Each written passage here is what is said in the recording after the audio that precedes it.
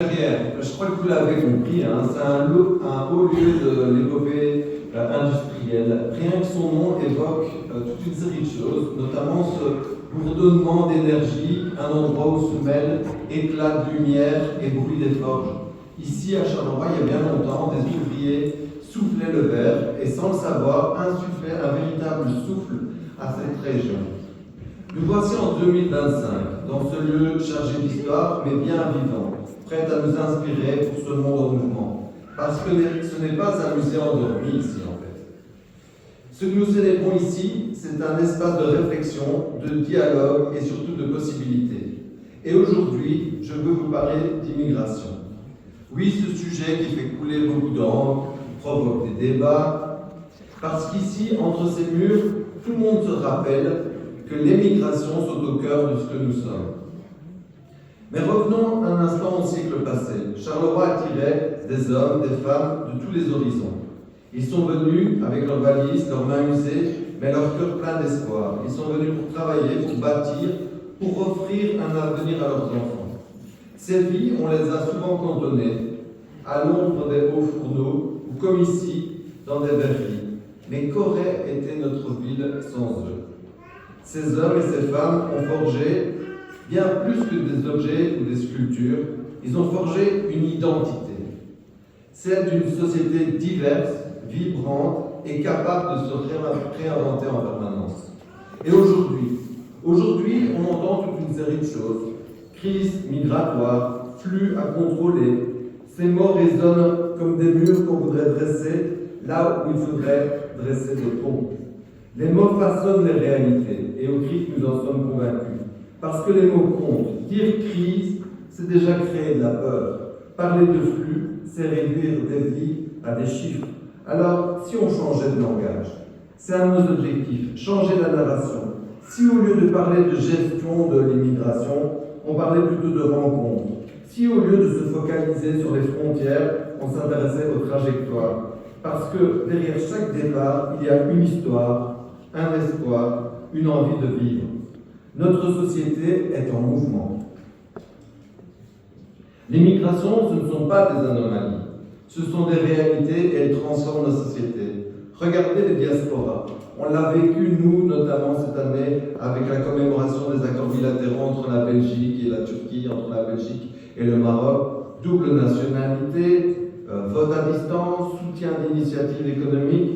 C'est une nouvelle forme de citoyenneté qui émerge, hybride, mouvante et pleine de promesses. Écoutons les personnes concernées, ces personnes qui sont des passerelles entre différents mondes. Alors pourquoi ne pas s'inspirer d'eux? Pourquoi ne pas repenser nos frontières? Non pas pour les effacer, mais pour en faire des espaces de médiation, des lieux d'échange et de carrefour. La ruche derrière, ici, dans son époque, avait cette ambition. Faire de l'ouvrier un acteur à part entière. Et si en 2025, on avait cette même audace? Faire des migrations non pas un problème à résoudre, mais une richesse à cultiver. Cela implique de travailler ensemble, de transformer les savoirs en action. Et pour ça, il faut qu'on travaille tous ensemble. Gouvernants, citoyens, associations, entreprises. Cela demande d'oser investir dans l'éducation pour enseigner l'histoire, casser les stéréotypes notamment, ce qu'on s'attelle à faire. Cela demande de simplifier l'accès à la citoyenneté et de ne pas rendre plus compliqué, par exemple, l'accès à la nationalité, garantir les droits et créer des lieux de dialogue. Cela demande d'éclairer cette réalité humaine. 2025, alors quoi? L'année des ponts. Alors, en ce début d'année, voici mon vœu, et je n'en formulerai finalement qu'un. Que nous soyons comme le verre soufflé ici, fragile, peut-être, mais capable de capter la lumière et de la transformer en éclat.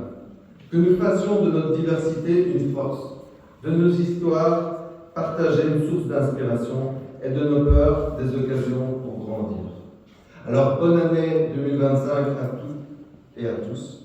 Faisons vivre ensemble et vibrer ensemble cette salle dans un esprit de solidarité. Bonne année, la lumière nous éclairer.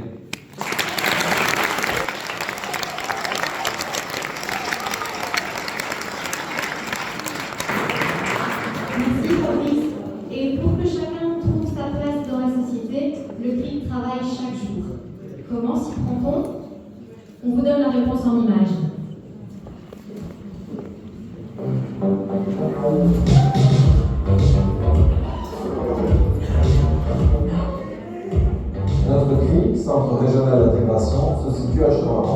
Notre but est de favoriser l'intégration et l'émancipation des personnes étrangères. Notre équipe travaille chaque jour d'arrache-pied pour proposer aux personnes étrangères un accompagnement de qualité. Mais pas seulement. Le CRIC, c'est aussi des collaborations avec des partenaires, membres du réseau associatif et public, mais également avec tous les citoyens de notre zone d'action qui est relativement étendue. En effet, le centre agit sur un large territoire, en commençant par le Grand Charleroi et le communes des alentours, donc par exemple Fleurus, Montacel, les Montvillers, en descendant jusque dans le sud de la Beauce de l'Eau, en passant notamment par Toine, Beaumont et Chimay. Notre première préoccupation concerne nos bénéficiaires, nos usagers. Nous avons à cœur de leur fournir un accompagnement optimal et humain à travers nos différents départements. Le département du parc d'intégration met en place un parcours spécifique pour les personnes qui sont les bénéficiaires, qui le suivent de manière obligatoire, mais aussi pour les personnes qui le suivent de manière volontaire pour différentes raisons. Le parcours d'intégration se compose de plusieurs étapes. Tout d'abord, un bilan social qui est un entretien personnalisé où on échange avec le bénéficiaire sur ses questionnements, sur ses besoins. Ensuite, le bénéficiaire il va avoir une vidéo sur les droits et devoirs en ligne. Puis, on oriente le bénéficiaire vers des services spécifiques pour des cours de français s'il en a besoin et vers une formation à la citoyenneté. Ce parcours d'intégration, ça fait tout juste 10 ans qu'on le met en œuvre ici au CRIC grâce au décret Wallon.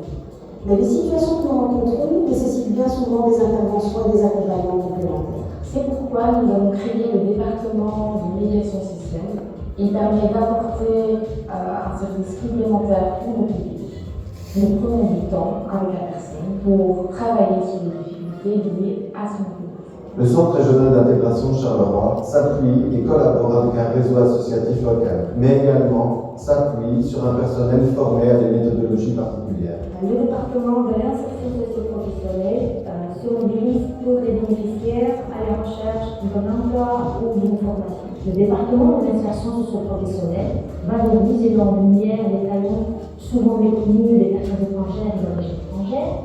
Et notre but est de donner un maximum d'outils et d'autonomiser nos publics jusqu'à leur émancipation. Le département juridique offre des permanences qui permettent d'obtenir des informations judiciaires en droit des étrangers, comme les visas, les titres de séjour, le regroupement familial, le permis unique et bien d'autres domaines encore. Il y a donc un travail direct avec les bénéficiaires, mais nous collaborons aussi avec les acteurs externes associatifs pour favoriser la transversalité au niveau du réseau. Eh bien, nous proposons des moments de sensibilisation et de formation pour tous les membres de notre réseau, et tout ça dans un double but, eh bien, d'enrichir ses connaissances, ses compétences professionnelles, mais aussi pour saisir les situations de migrants et de comprendre les problématiques rencontrées par le bénéficiaire, afin que chacun puisse trouver sa place dans une société plus inclusive.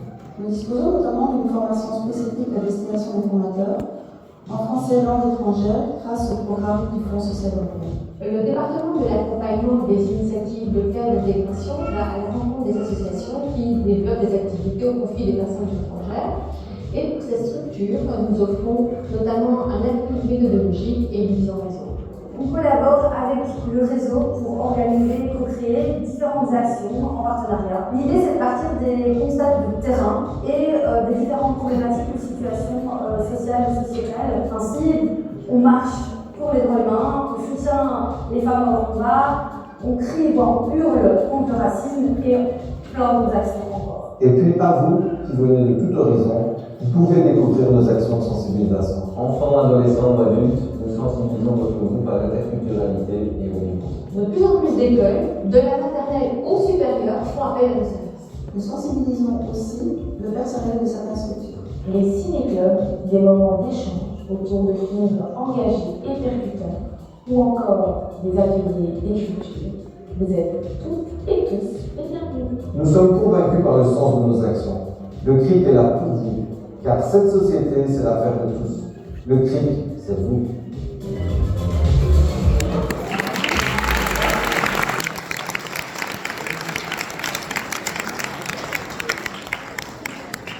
Un grand merci aux collègues qui ont accepté de jouer le jeu parce que c'est vrai que c'est pas toujours facile de faire ce genre d'exercice. Mais Fabrice, visiblement, ils ont vraiment apprécié parce qu'ils ont envie de réitérer l'exercice.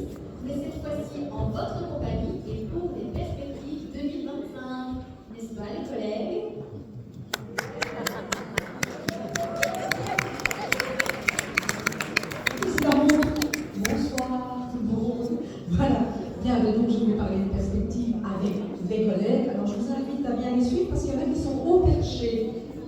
Oui, voilà. Alors, je vais commencer par dire, on ne change pas le monde sans se former, entre autres, on est d'accord.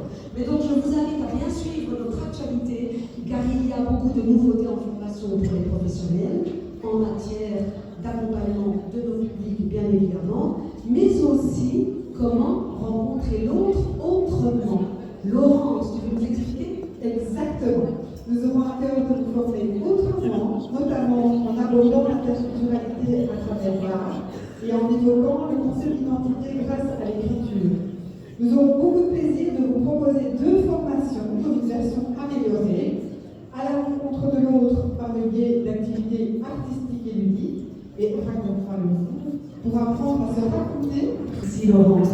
Alors, bien évidemment, nous allons aborder bien d'autres thématiques que je vous invite à découvrir dans le catalogue formation.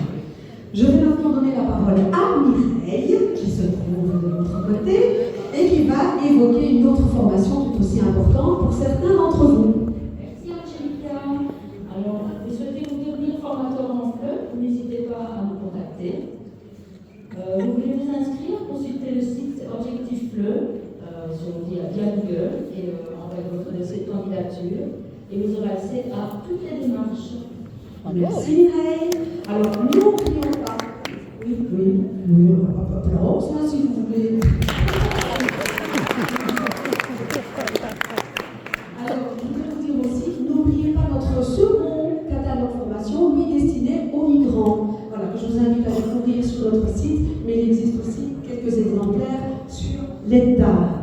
Alors, je continue dans les perspectives.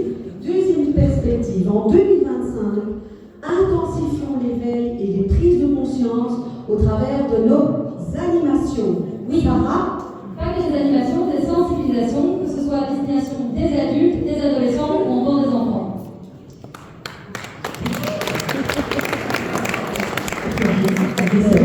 Et n'oublions pas non plus le partenariat que l'on renouvelle avec les enseignants et les chefs d'établissement, avec toute nos formations interculturelles et différentes compétences. Merci beaucoup. Il y a autre chose? Oui, il y a autre chose, donc on réitère les partenariats avec les centres PMS, notamment celui de Cosly, dans le cadre de leur projet autour de l'EMRAS aussi.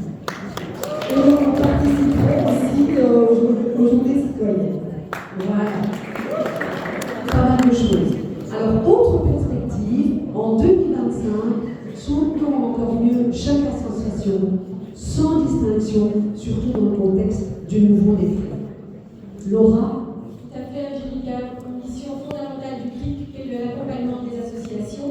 Cet accompagnement peut prendre différentes formes, un accompagnement individuel, le partage de toutes les actualités, le soutien de toutes les actions que veulent mener les associations, et donc ils peuvent plus que jamais compter sur le CRIC, on sera toujours à vos côtés.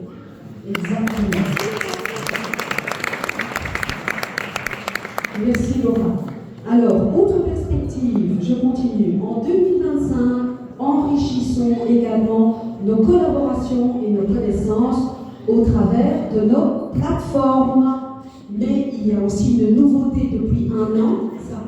Oui, alors la nouveauté, c'est les interplateformes auxquelles beaucoup ont déjà participé. Et cette année, l'idée c'est de co-créer un salon des opérateurs IMI. Et donc rendez-vous à la première réunion pour co-créer ce salon le 30 janvier au CRIC. 30 janvier. Alors, autre perspective, en 2025, continuons de rassembler, de sensibiliser, d'agir ensemble. Et comment? À travers les événements des arts de la scène, ciné-club, ciné-débat, avant-première exclusive. Et nous donnons déjà rendez-vous le 12 mars au Quai 10 avec l'avant-première exceptionnelle du film de Malala Ezrika. C'est une franco-afghane qui nous revient de Kaboul et qui revient avec un documentaire extrêmement fort sur l'engagement, voire la résilience et le courage des femmes afghanes. Merci beaucoup. Autre chose, Sarah? Comment? Plein d'autres choses. Alors en 2025, essayons de donner naissance à la carte citoyenne à Charleroi. Vous avez vu tous les flyers ici sur les tables. C'est un événement, c'est quelque c'est en partenariat évidemment. Et donc si vous voulez en savoir plus, ben en vrai, j'ai toute la soirée pour en discuter.